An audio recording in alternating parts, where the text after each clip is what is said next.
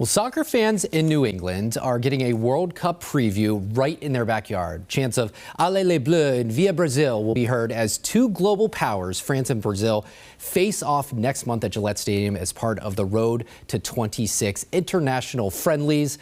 This will give fans a rare chance to see world-class talent without the World Cup price tag. Joining me now is MLS broadcaster and former player Jamie Watson. You're going to be on the call for this France versus Brazil match.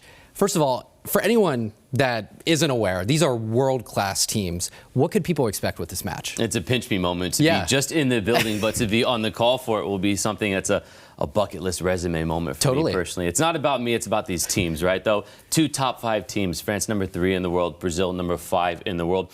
And you mentioned it, this is the last stop of matches before the World Cup rosters are announced. So you don't get that World Cup price tag, but you're able to see what could eventually be a World Cup final caliber match. Yeah. That's how big this is. And if we're talking the day after the World Cup final here again in studio, we could be talking about one of these teams that have just won the FIFA Men's World Cup. That's how good these teams are. That's how big this matchup is. We call it friendlies, but I have a feeling this is going to be anything but friendly. For those that aren't familiar, what is a friendly and what could they expect from this match? So friendlies normally refer to the fact that there is not an official competition, but in the Road to 26, the fact that we are on the cusp of the FIFA Men's World Cup in the United States, Canada, and Mexico, this is the last stop on that road to the World Cup. So the Road to 26, which we have coined this term, that's where you can find tickets, information out, roadto26.com. It goes to show that this is the point in which both coaches, Didier Deschamps for France and Carlo Ancelotti for Brazil, they will make their final decisions on these players. Now's not the time to go and find the next big 18-year-old and see if they can handle it. No, Jacob, this is about finding the best players, figuring out who will be your starters when the summer comes around, because the next time these two teams get together after these sets of matches will be at the FIFA Men's World Cup. So besides superstars like Mbappe, Rafinha, are there any others that you have your eye on as a broadcaster that could make a difference in a match like this? The reigning Ballon d'Or winner, Ousmane Dembele for France, will be there. Obviously, you mentioned Kylian Mbappe. He is a household name, is synonymous, one of the best players in the world currently. For Brazil, Vini Jr. will be there. I grew up as a Liverpool supporter, so Alisson will be there as the goalkeeper for Brazil. Marquinhos. I mean, if you were to ask your favorite MLS players who their favorite players are, it'll be these players that is playing in the matchup. It's your favorite player's favorite player. That's how big these players are. That's how big the stakes are, and I can't wait to be in there in the building. Are you going to be there, Jacob? I hope to, yes. I think I am going to be able to pick up some tickets. Because you've got a son that's big time into soccer, right? I do, yeah. And he's actually learning French right now, so he's going to be rooting for the Bleu. So Dev's got a birthday coming up soon, right? We were talking about that before. I've got a couple of boys and a daughter as well. You've got a son. So I was thinking we should do something maybe a little fun for his birthday. Okay. You could be Dad of the Year. What if not only we got Dev at the game, would you be okay if he put that practicing and learning French into play, walking one of the French players out on the field? Are we being serious? I'm being so serious right now. Oh my gosh. Completely have caught him off guard here right now. Jacob has no idea. Are you okay if we have Dev be one of the player escorts with the French national team? I'm going to tear up. That's crazy. But we'll give you all the dad credit here, and you can say Dad pulled some strings to make this happen. So if that can get you in the building, oh my gosh, and I can look from the booth and figure out, hey, there's Dev down there celebrating, his 7th birthday right now. Totally.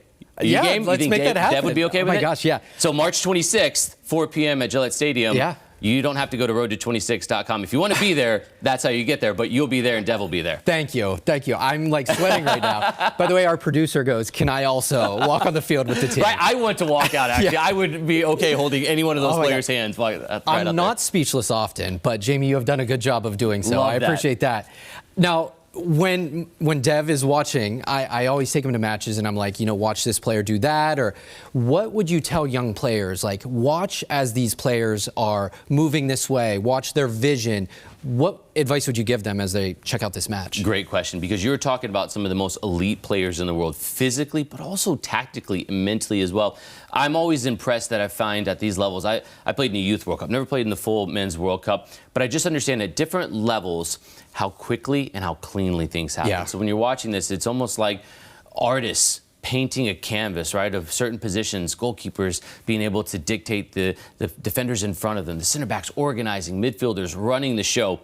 literally and figuratively going back and forth. Yeah. And then the forwards, the precision to be able to score the high pressure moments. Hardest thing to do in soccer is to score goals, and these are players that have somehow made it look easy against the other world's best teams. They really do make it look easy, and I'm jealous, like watching from afar, right? Let's zoom out a little bit. 2026, a big year for North America. You know, for some reason, soccer just isn't as big of a sport as maybe some of the baseballs or footballs, that sort of thing. What impact do you think the World Cup, matches like what we'll see March 26th, what impact will that mean on soccer looking forward? I'm excited to see how the casual on the fence fans will react to seeing this. So having these matchups on the road to 26 brings the best players in the world here.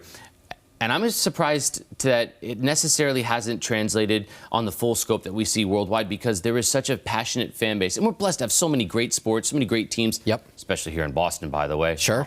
Championship legacy with almost every sporting team in this town. But I can't wait to see these international teams come over and the fans that travel in from around the world to see the feverish fans that we have. I mean, there's already over 55,000 tickets sold for this match at Gillette Stadium. I think it's going to be eye-opening for the rest of the world to see just how far soccer has come in this country. And if you're on the fence, it's now time to stop waffling, get on this, because this is going to be a launching pad to something bigger for both the men's side and the women's side of soccer in this country. And it's only going one trajectory, and that's upwards.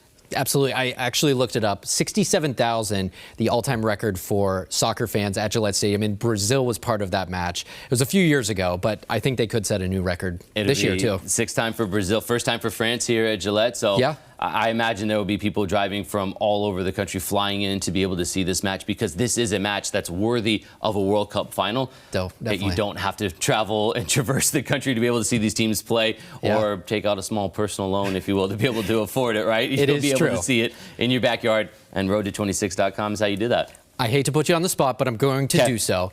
Final predictions. Are you allowed to put out who you think is going to win this match? Oh, as a broadcaster for this, I want 5-4. I want all the goals, all the action, all the red cards. Well, look, I want to be Deb's favorite broadcaster now. So do I have to root for France now? I'm not going to put that on you. If you don't want to. Look, the fans want to know. Yeah, let's go. I'm gonna safely, comfortably, confidently pick 5-4. France wins. Mbappe has 5, and Vinny Jr. has 4. It'll be the greatest soccer game that you've ever seen, and we'll be there. I can't wait to see you there. Can't wait to see Deb there. I love that, Jamie. I really appreciate your time today. I know Dev is saying thank you from afar. Well, hey, I can't take all the credit. It's my friends at Florida Citrus Sports and Unified Events that have helped make this happen. But yes, I will gladly take all of the credit here on air. Much like everything that we do in this line of work, there's a million people behind the scenes that are working hard to make this the best thing ever, and it'll be such a fun event. More information, road to26.com. They can get ticket information there. Everything about the teams, game times, 4 o'clock, March 26th, France, Brazil. We don't need to sell this match. It's number 3 versus number 5, one of the best matchups. The entire eyes of the world will be at Gillette Stadium. I just hope your eyes are there in stadium to see it for yourself. Go get your tickets right now. Jamie, appreciate you. Thank you, Jacob. Thank you.